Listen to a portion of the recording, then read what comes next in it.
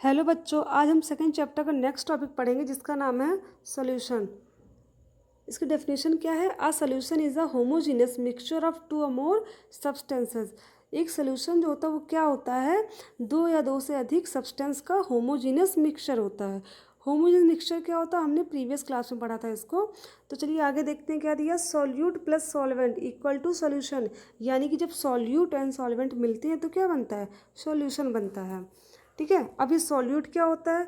Solute जो होता है the substance which is dissolve to make solution, यानी कि वह सब्सटेंस जो सॉल्यूशन में डिजॉल्व किया जाता है वो क्या होता है? सॉल्यूट होता है। For example salt, sugar. अब हमने क्या किया? नमक और पानी का घोल बनाया, तो नमक को क्या करेंगे? पानी में डिजॉल्व करेंगे ना, तो नमक क्या हो गया? सॉल्यूट हो गया। फिर देखते हैं सॉल्वेंट। सॉल्वेंट क्या होता है? The component of solution that dissolves the other component in it, it's called solvent. यानी कि वह कंपोनेंट सॉल्यूशन का जो क्या करता है? Other component. अदर कंपोनेंट का मतलब यहाँ पे सॉल्यूट है, जो सॉल्यूट को डिसॉल्व कर सकता है वो क्या होता है? सॉल्वेंट। अब हमने क्या किया था? नमक को पानी में मिलाया था। ठीक है, तो पानी क्या कर सकता है? नमक को डिसॉल्व करेगा ना। अब नमक तो पानी को डिसॉल्व कर नहीं सकती, तो पानी क्या करेगा? नमक को डिसॉल्व कर देगा, यानी कि घोल देगा। तभी तो बनेगा होमोजेनस मिक्सचर, यानी कि सॉल्यूशन बनेगा। तो जो डिज़ोल्व होता है वो होता है सॉल्यूट, और जो डिज़ोल्व करता है वो होता है सॉल्वेंट। और एक चीज़ और समझ सकते हैं, जो कम अमाउंट में मिलाया जाता है वो होता है सॉल्यूट, और जो ज़्यादा अमाउंट में मिला होता है वो होता है सॉल्वेंट। तो ये हो गया हमारा सॉल्यूशन। अब देखते हैं नेक्स्ट टॉपिक। नेक्स्ट क्या दिया है? सॉल्बिलिटी ऑफ सॉल्यूट, यानी कि सॉल्यूट की सॉल्युबिलिटी, सॉल्यूट की घुलनशीलता, इसके बारे में देखते हैं। तो इसके बारे में क्या दिया है? The maximum amount of solute which can be dissolve in 100 gram of the solvent of form a saturated solution at a given temperature is known as solubility of a solute. इसमें ये दिया गया है कि दिए गए टेम्परेचर पर 100 ग्राम solute, 100 ग्राम solvent में सॉल्यूट का जितना अधिक अमाउंट डिज़ोल्व हो सकता है। टेम्परेचर कुछ भी दिया जा सकता है। हमने रूम टेम्परेचर ले लिया, सपोज रूम टेम्परेचर है, उसमें क्या है? 100 ग्राम हमने सॉल्वेंट ले लिया। अब सॉल्वेंट 100 ग्राम, क्या हमने 100 ग्राम सपोज वाटर ले लिया। अब उस वाटर में देखते कितना अमाउंट सॉल्यूट का डिजॉल्व हो सकता है। सॉल्यूट हमने क्या ले लिया? शुगर ले लिया। अब देखें कितना, एक गिलास पानी में कितना पानी डिजॉल्व हो सकता है, सॉरी एक गिलास पानी में कितना शुगर डिजॉल्व हो सकता है। तो क्या करेंगे? उसको डिजॉल्व करेंगे। जब वो डिजॉल्व होना बंद हो जाए या जब तक वो डिजॉल्व हो रहा, वही क्या है? उस सॉल्यूट की सॉल्बिलिटी है। ठीक है, जब वो डिज़ोल्व होना बंद हो जाएगा तो क्या हो जाएगा? सॉल्बिलिटी नहीं रह जाएगा। सॉल्बिलिटी का मतलब ही क्या होता है? घुलना होता है, डिज़ोल्व होना होता है। ठीक है, अब इसको अगर फाइंड करना है हमको, इसका फॉर्मूला क्या होता है? सॉल्बिलिटी का फॉर्मूला होता है mass of solute upon mass of solvent into 100। ये होता है सॉल्बिलिटी का फॉर्मूला। अब नेक्स्ट टॉपिक क्या है? नेक्स्ट ये दिएगा क्लासिफिकेशन दिया सॉल्यूशन का। तो दिया पहला किसके बेस पर क्लासीफाई किया गया है? पहला किया गया है सॉल्बिलिटी ऑफ सॉल्यूट। सॉल्यूट की सॉल्बिलिटी के बेस पर सॉल्यूशन को टू टाइप में डिवाइड किया गया। First is saturated and second is unsaturated. ठीक है, तो सैचुरेटेड सोल्यूशन क्या होता है इसको देखते हैं कि सैचुरेटेड सोल्यूशन क्या होता है। अब इसे पीछे ही हमने पढ़ा था, सॉल्बिलिटी ऑफ सॉल्यूट पढ़ा था ना, उसमें दिया था ना सैचुरेटेड सोल्यूशन बन जाता है। तो इसमें क्या होता है?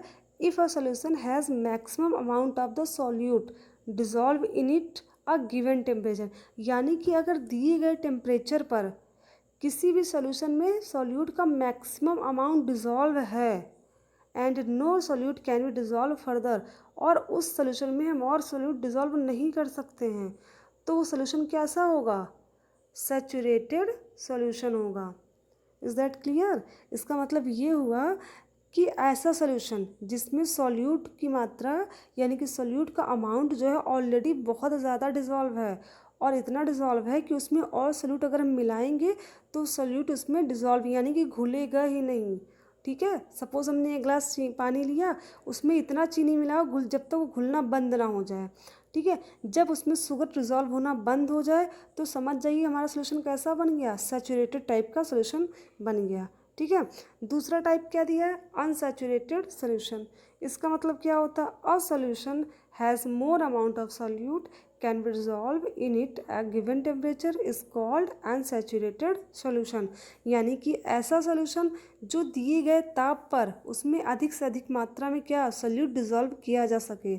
यानी कि क्या है, जब हम पानी में क्या करें, चीनी घोल रहे हैं और चीनी घुलता चला जा रहा है तो सॉल्यूशन क्या होगा, अनसैचुरेटेड सॉल्यूशन। और जब चीनी घुलना बंद हो जाएगा तो क्या हो जाएगा, सैचुरेटेड सॉल्यूशन हो जाएगा। ठीक है, मेरे ख्याल से सबको समझ में आ गया होगा कि सैचुरेटेड एंड अनसैचुरेटेड सॉल्यूशन क्या होता है। ठीक है, अब नेक्स्ट टॉपिक देखते हैं। दूसरा क्लासिफिकेशन है on the basis of amount of solute present in a solution. यानी कि किसी सॉल्यूशन में सॉल्यूट का कितना अमाउंट प्रेजेंट है, इसके बेस पर सॉल्यूशन का क्लासिफिकेशन। इसके बेस पर भी सॉल्यूशन कितने टाइप के होते हैं, 2 टाइप के होते हैं, dilute solution and concentrate solution. अब देखिए डाइल्यूट सॉल्यूशन क्या होता है। डाइल्यूट का मतलब ये होता है इम्प्योर।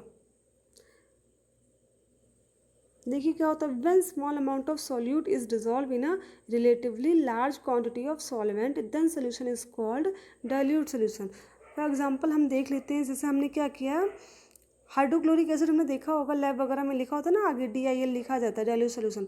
तो उसमें क्या होता है 95% सॉल्वेंट होता है और 5% सॉल्यूट होता है। जैसे इसमें दिया है सॉल्वेंट और सॉल्यूट हमको पता नहीं, जैसे हमने HCl का क्या किया, डाइल्यूट सॉल्यूशन बना दिया। तो क्या हो जाएगा, उसमें 5% क्या होगा, HCl होगा और 95% वाटर होगा। ठीक है, 5% क्या होगा HCl एंड 95% क्या होगा, वाटर होगा। तब जो सोल्यूशन बनेगा वो क्या होता है, डाइल्यूट सोल्यूशन होता है। ठीक है, एक तरह से हम ये कह सकते हैं डाइल्यूट सोल्यूशन इम्प्योर ही होता है। दूसरा क्या दिया, कंसनट्रेट सोल्यूशन। कंसनट्रेट का मतलब क्या होता है, जिसमें सॉल्यूट 95% हो और सॉल्वेंट क्या हो, 5%। फॉर एग्जांपल HCl को हम ले लेते हैं। HCl इसमें क्या है, 95% है और वाटर कितना है, 5%। तो ऐसे सोल्यूशन को हम क्या कहते हैं, कंसनट्रेट सोल्यूशन। यानी कि जिस सोल्यूशन में सॉल्वेंट 5% होता है और सॉल्यूट 95% होता है वो होता है कंसनट्रेट सोल्यूशन। और जिस सोल्यूशन में सॉल्यूट 5% हो और सॉल्वेंट क्या हो, 95% हो, वो होता है डाइल्यूट सोल्यूशन। अब नेक्स्ट टॉपिक दिया है कंसंट्रेशन ऑफ सॉल्यूशन। अगर हमें किसी सॉल्यूशन का कंसंट्रेशन पता करना तो उसको कैसे पता करेंगे। ठीक है, उसके लिए एक फॉर्मूला यूज़ होता है amount of solute upon amount of solution. अगर हमें सॉल्यूट का और सॉल्यूशन का अमाउंट पता है तो क्या करेंगे, उसके थ्रू हम सॉल्यूशन का कंसंट्रेशन फाइंड कर सकते हैं। सेकंड क्या है, mass by mass percent of a solution. अगर किसी सॉल्यूशन में हमें किसी का मास परसेंटेज निकालना है तो कैसे पता करेंगे, तो mass of solute upon mass of solution into 100 पता कर सकते हैं। और दूसरा दिया मास बाय वॉल्यूम परसेंट। अगर किसी का हमें परसेंटेज निकालना है वॉल्यूम के फॉर्म में तो कैसे करेंगे, mass of solute upon volume of solution into 100। तो हम क्या कर सकते हैं, परसेंटेज फाइंड कर सकते हैं किसी भी सॉल्यूशन के कंसंट्रेशन का भी और किसी भी सॉल्यूशन के परसेंटेज का। एक एग्जांपल देखते हैं, इसमें क्या दिया गया है, सॉल्यूट का मास दिया। सॉल्यूट का मास कितना दिया है, सॉल्यूट हमने क्या ले लिया, सॉल्ट ले लिया, 40 ग्राम दिया है। सॉल्वेंट का मास कितना दिया, 320 ग्राम दिया है। अब हमें क्या फाइंड करना, परसेंटेज ऑफ सॉल्यूशन। हमें सॉल्यूट का मास दिया, सॉल्वेंट का मास दिया, पता क्या करना है, सॉल्यूशन का मास पता करना है, परसेंटेज पता करनी है कि सॉल्यूशन कितने परसेंटेज में है बाई मास। तो क्या करेंगे, सबसे पहले तो हम क्या करेंगे, सॉल्यूशन का मास फाइंड करेंगे। तो सॉल्यूशन का मास कितना होगा, सॉल्यूट का मास प्लस सॉल्वेंट का मास। तो क्या होगा, mass of solution is equal to mass of solution solute plus mass of solvent. तो इसमें सॉल्यूट एंड सॉल्वेंट का मास दिया गया है। सॉल्यूट का मास कितना है 40 ग्राम एंड सॉल्वेंट का मास कितना है 320 ग्राम। तो क्या करेंगे, इन दोनों को ऐड कर देंगे, कितना आ जाएगा 360 ग्राम। ये हो गया सॉल्यूशन का मास। अब मास परसेंटेज ऑफ सॉल्यूशन, इसको फाइंड करने के लिए फॉर्मूला क्या यूज़ करते हैं, मैंने अभी आपको बताया था पीछे, क्या था, mass of solute upon mass of solution into 100। अब सॉल्यूट का मास कितना है 40 है और सॉल्यूशन कितना है 360।